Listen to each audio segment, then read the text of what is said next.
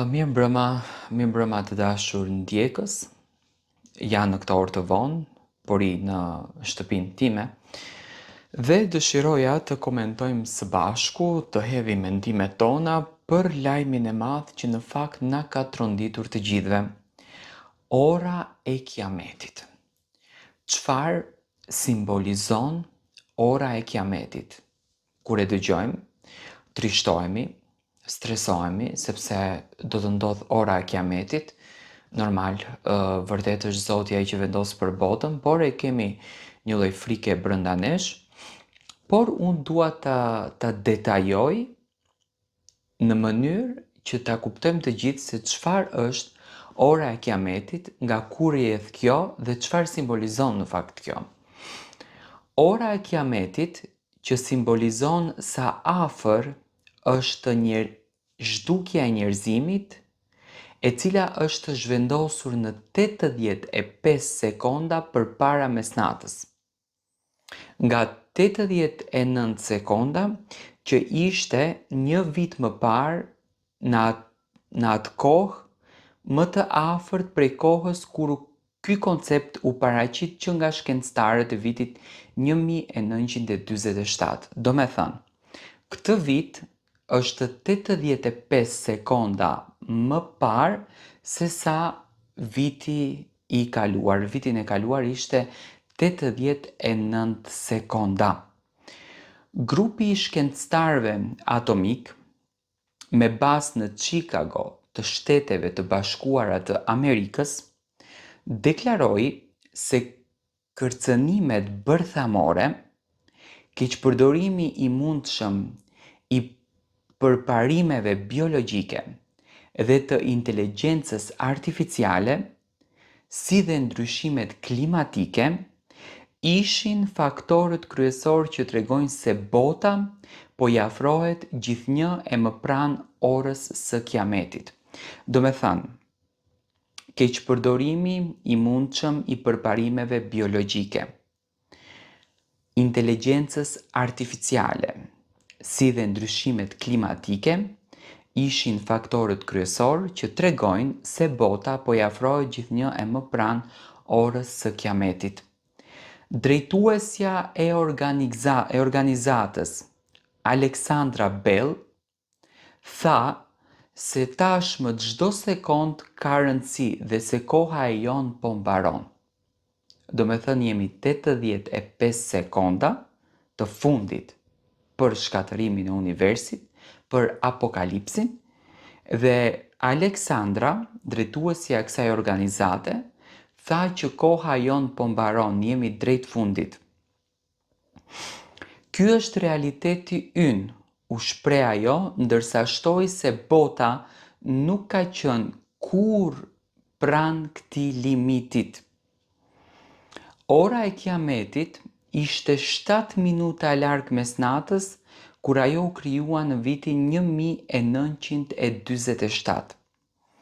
Grupi i shkencëtarëve atomik në deklaratën e tyre thanë se zhvendosja e orës, qoftë edhe vetëm me 1 sekond më pranë mesnatës, është një sinjal i ashpër për mbar njerëzimin. Deri në vitin 2020, ora nuk kishte qenë kurrë më afër se 2 minuta para mesnatës. Në vitin 2011, ora ishte 6 minuta para mesnatës, dhe kjo është hera e dytë radhazi që ora i është afruar kësaj kohe rekord.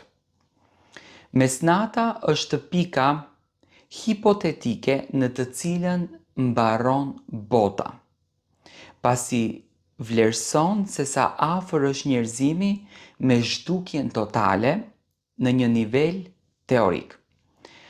Zhvendosja 4 sekondshme është ndryshimi më i madh që nga viti 2023, kur shkencëtarët e zhvendosën atë nga 100 në 90 sekonda para mesnatës. Sa herë që ora e Kiametit lëviz përpara, kjo interpretohet si dështimi i njerëzimit, për t'ju përgjigjur në mënyrë efektive kërcënimeve globale nga viti i kaluar. Kur akrepat lëvizin më afër mesnatës, krahasuar me vitin e kaluar, bota i është afruar vetë shkatërimit. Kur ata largohen, ato në thelb tregojnë një ulje të rreziqeve të katastrofës globale. Do të thënë, momentin që akrepat afrohen pranë orës së mesnatës, shumë afër, atëherë do të thënë jemi afër një katastrofe globale. Në momentin që ato largohen, do të thënë jemi afër na kërcënojnë. Në momentin që ato largohen, ne jemi më të shpëtuar. Ka edhe vite kur akrepat nuk lëvizin fare, që do të thotë se kërcënimet edhe tensionet ndërkombëtare as nuk janë përkeqësuar dhe as nuk janë përmirësuar. Organizata jo fitimprurse e shkencëtarëve atomik ka selinë e saj në Chicago. Ora e kiametit u krijua në vitin 1947, gjatë luftës së ftohtë, kur tensionet midis Shteteve të Bashkuara dhe Bashkimit Sovjetik e mbanin të vazhdueshme frikën e shfarosjes bërthamore. Konflikte të shumta kanë shpërthyer përgjatë vitit 2025 dhe përgjatë vitit 2026, deri më tani duke përfshirë Shtetet e Bashkuara të Amerikës, ndërsa administrata Trump nisi bombardimet ndaj objekteve bërthamore iraniane dhe arrestoi udhëheqësin Nicolas Maduro dhe gruan e tij në një operacion sekret në Caracas. Tensionet janë rritur edhe midis SBA-s dhe aleatëve të saj të NATO-s, ndërsa presidenti Trump kërkon të fitojë kontrollin e vendeve me një territor danez, duke përmendur shqetësime për sigurinë kombëtare kundër Rusisë edhe Kinës.